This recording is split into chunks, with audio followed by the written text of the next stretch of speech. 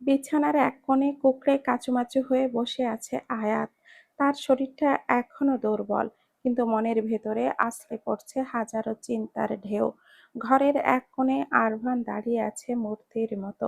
ওর দৃষ্টি আয়াতের উপরে নিবদ্ধ, কিন্তু সেই চোখে আজ এক বিন্দু মায়া নেই। তার চোখ দুটো রক্তবর্ণ হয়ে লাল হয়ে আছে, যা দেখে আয়াতের বুকের ভেতরটা শুকিয়ে কাঠ হয়ে যাচ্ছে।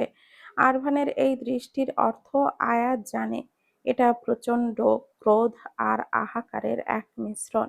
কিন্তু সেই রক্তচক্ষুর দিকে তাকিয়ে আয়াতের বুকের ভেতরটা হিম হয়ে আসছে।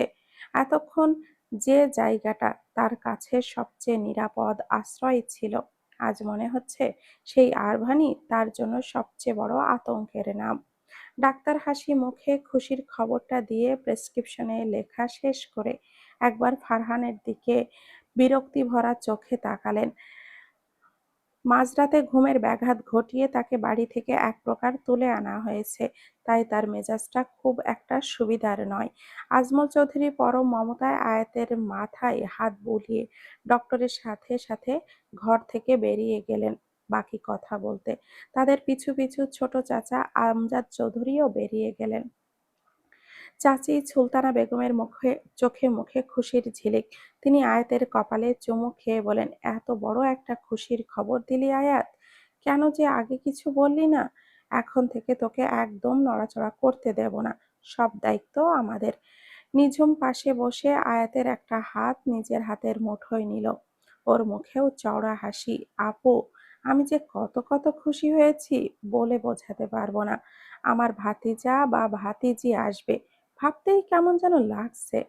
আয়াত সবার কথায় মৃদু হাসার চেষ্টা করলো, কিন্তু আরভানের দিকে তাকাতেই সেই হাসি উবে গেল। তার মনের গভীরে এক অজানা ভয় শিকড় গেড়েছে। আরভান সবসময় বলে এসেছে সে বাচ্চা পছন্দ করে না। সে চায়নি তার সন্তানের জীবনও তার মতো কাটুক, যেখানে কোনো অসুস্থতা আর অন্ধকার পারিবারিক জটিলতায় ঘেরা। আরোহণের সেই জেদি রূপটার কথা মনে পড়তেই আয়াতের বুকটা কেঁপে উঠল। ঘরের এক কোণে দাঁড়িয়ে নাজমা বেগম রাগে ফুঁসছেন। নিজের মেয়ে শাহজাদের দিকে তাকিয়ে ভাবছেন, এই মেয়েটা একদম অকর্মা হয়েছে। একদিনে ছেলে শাহরিয়ারের কোনো খবরও নেই। আর এইদিকে আয়াত ঠিকই নিজের জায়গা পাকা করে নিচ্ছে। আরভানের মতো বিত্তবান স্বামী, তার উপরে এখন আবার পেটের সন্তান। এখন তো নিশ্চয় আফজাল চৌধুরী তার সব সম্পত্তি এই অজাত শত্রুর নামেই লিখে দেবে। নাজমা বেগম কোনোভাবেই এটা হতে দিতে পারেন না। তাকে দ্রুত কিছু একটা করতে হবে। হঠাৎই তার নজর পড়ল ফারহানের দিকে, যে এই খুশির খবর শুনে চওড়া হাসি নিয়ে দাঁড়িয়ে আছে। নাজমা বেগমের মাথায় মুহূর্তেই একটা কুবুদ্ধি খেলে গেল। ঠোঁটের কোণে বাঁকা হাসি ভেসে উঠল। তিনি নিঃশব্দে ঘর থেকে বেরিয়ে গেলেন নিজের চাল সাজাতে। ঘর থেকে সবাই ধীরে ধীরে বেরিয়ে গেলে আরভান এগিয়ে এসে দরজাটা শব্দ করে বন্ধ করে দিল। তারপর একটা চেয়ার টেনে ধপ করে আয়াতের সামনে বসে পড়ল। এতক্ষণ আয়াত নিজেকে সামলে রাখলেও আর পারল না, ডুকরে কেঁদে উঠল সে। কি হয়েছে? কাঁদছো কেন? আরভানের কণ্ঠস্বর বরফের মতো শীতল। আয়াত ফুপিয়ে বলল, আপনি রেগে আছেন আরভান? আমি আসলে আমি জানতাম না তুমি এসব কিছু ইচ্ছে করে করনি, তাই তো? আরভানের কণ্ঠস্বর বরফের মতো শীতল। তোমাকে বারবার বলেছিলাম আমি বাচ্চা চাই না। আমার জীবনটা যে সুতোর ওপরে ঝুলে আছে, সেখানে আমি অন্য কোনো প্রাণকে জড়াতে চাই না। তারপরও কিভাবে এটা হলো বলো আমাকে? আরভানের প্রতিটি কথা তীরের মতো আয়াতের বুকে বিঁধল। তার মনে এক নিদারুণ ভয় জেঁকে বসল। আরভান কি তাকে এখন বলবে যে এই সন্তানকে সে চায় না? সে কি বলবে?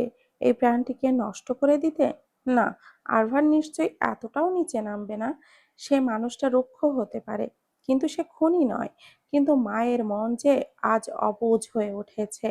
তার মনে হচ্ছে আরভানকে জাপটে ধরে চিৎকার করে বলুক, এই সন্তান আমার একার নয়, এটা আমাদের ভালোবাসার চিহ্ন। কিন্তু আরভানের চোখের ওই কাঠিন্য দেখে তার জিভ অবশ হয়ে গেল।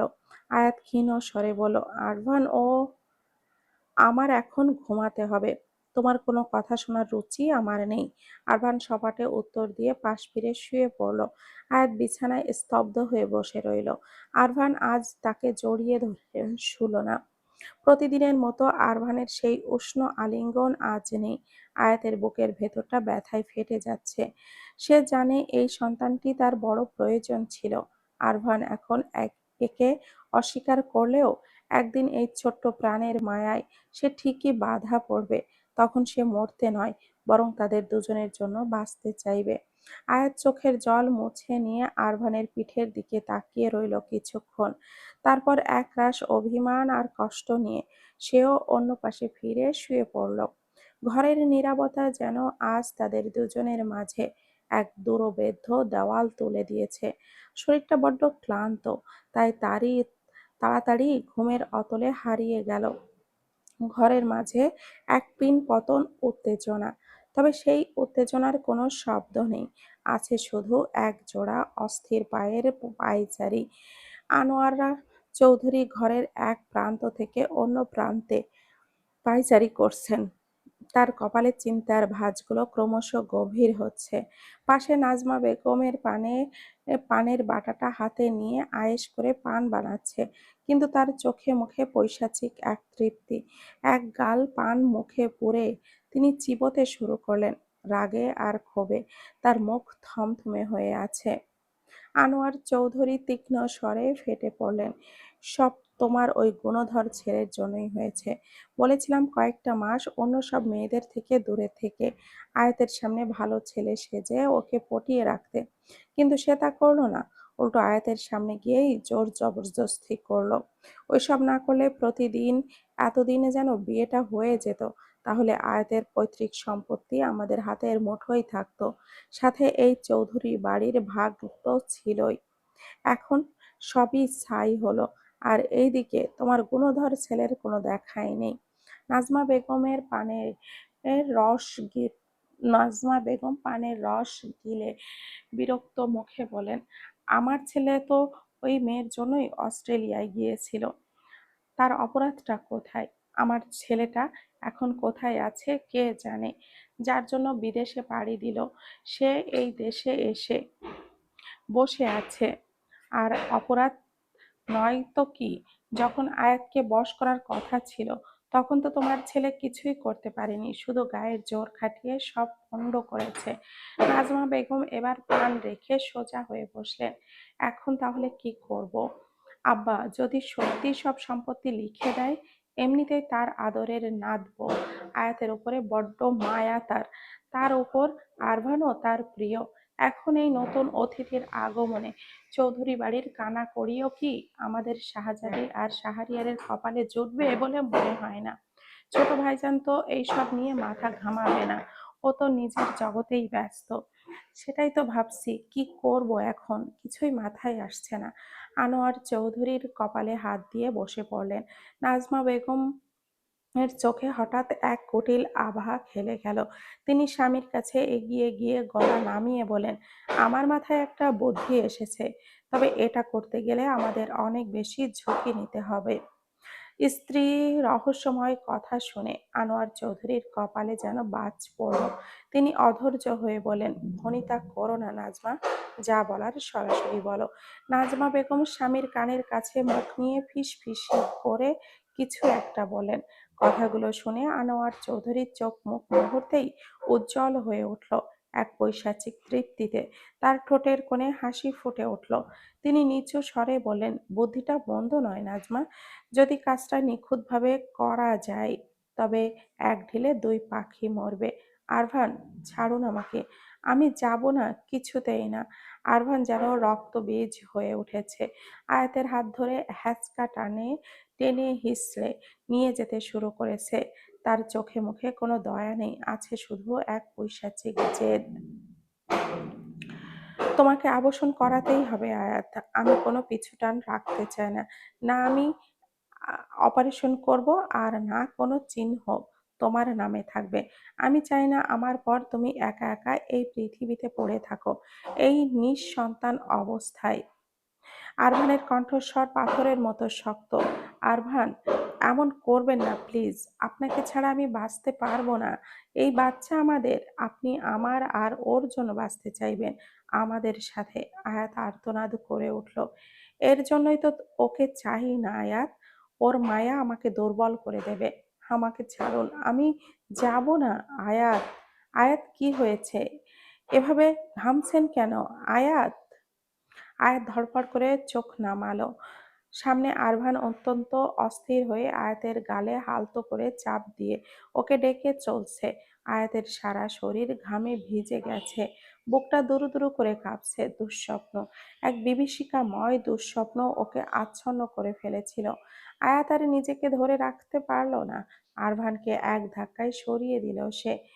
আমাকে ছোবেন না। আমি কোথাও যাব না। আপনি বড্ড স্বার্থপর আরভান। আপনি আমার বাচ্চাকে আমার থেকে ছিনিয়ে নিতে চান। আমাদের ভালোবাসার কোনো প্রয়োজন নেই আপনার কাছে। আপনি আমাদের ছেড়ে চলে যেতে চান? তবে চলে যান। আরভান থমকে গেল। আয়াতের এমন উন্মাদের মতো আচরণে সে বিচলিত। কি বলছো এসব তুমি? স্বপ্ন দেখেছো বুঝি? কি দেখেছো? আয়াত আরভানের প্রশ্নের উত্তর না দিয়ে ডুকরে কেঁদে উঠল। তারপর হিতাহিত জ্ঞান শূন্য হয়ে আরভানকে শক্ত করে জড়িয়ে ধরল। কান্নার তোড়ে ওর শরীরটা কাঁপছে। কিছুক্ষণ পর কিছুটা শান্ত হলে আয়াত ধরা গলায় বলল, আরভান প্লিজ, আমাকে আবাসন করাতে বলবেন না। আপনি ছাড়া আমার আর কেউ নেই আরভান। আমিও মা হতে চাই। আপনার বাচ্চার মা হতে চাই। ওকে কেড়ে নেবেন না আমার থেকে। আরভান আয়াতের মুখটা নিজের হাতের আঁচলায় তুলে নিল। সে বেশ বুঝতে পারছে ঘুমের ঘোরে আয়াত কি দেখছে। আরভান চোখের দৃষ্টি নরম হয়ে এলো। তুমি এইসব কি বলছো আয়াত? আমি কি কখনো তোমাকে এমন জঘন্য কথা বলতে পারি? আমি অতটাও নিচে নামতে পারি? আয়াত ঝাপসা চোখে আরভানের দিকে তাকিয়ে বলল, আপনি বলবেন।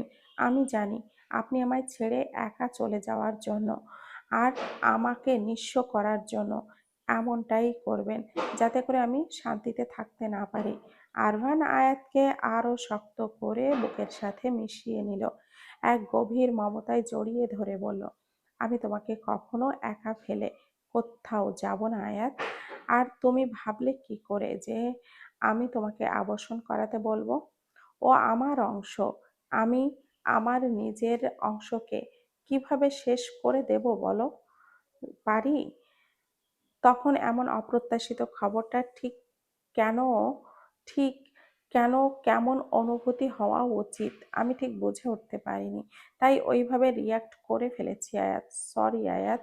আয়াত অবিশ্বাস্য চোখে আরভানের দিকে তাকালো। আরভানের চোখের কোণেও তখন চিকচিক করছে জল। সে নিচু হয়ে আয়াতের পেটে আলতো করে হাত রাখলো। পরম আবেশে চোখ বুজে বলল, আমি আমার জীবনে যা পাইনি আয়াত, আমি ওকে তার সবটুকু দেব। তোমাদের দুজনকে সবসময় আগলে রাখবো।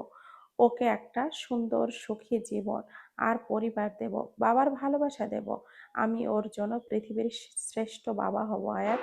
আমি আমার বাবার মতো কখনোই হব না। আয়াতের বুক থেকে একটা বিশাল পাথরের ভার নেমে গেল। সে দুই হাতে আরভানের পুরো মুখটা আগলে ধরে অজস্র চুমু খেলো। ভালোবাসি, অনেক ভালোবাসি আপনাকে আরভান। আমাদের কখনো একা ফেলে চলে যাওয়ার কথা ভাববেন না। আমাদের আপনার সাথেই রাখবেন সবসময়। আরভান আয়াতের কপালে কপাল ঠেকিয়ে ফিসফিস করে বলল, কোথাও যাব না কখনো। তোমাদের সবসময় ভালোবাসার চাদরে আগলে রাখবো। কারোর বিষাক্ত ছায়া তোমাদের ওপরে পড়তে দেব না। প্রয়োজনে সব শত্রু নাশ করে তোমাদের জন্য এক নিরাপদ স্বর্গ গড়ে দেব।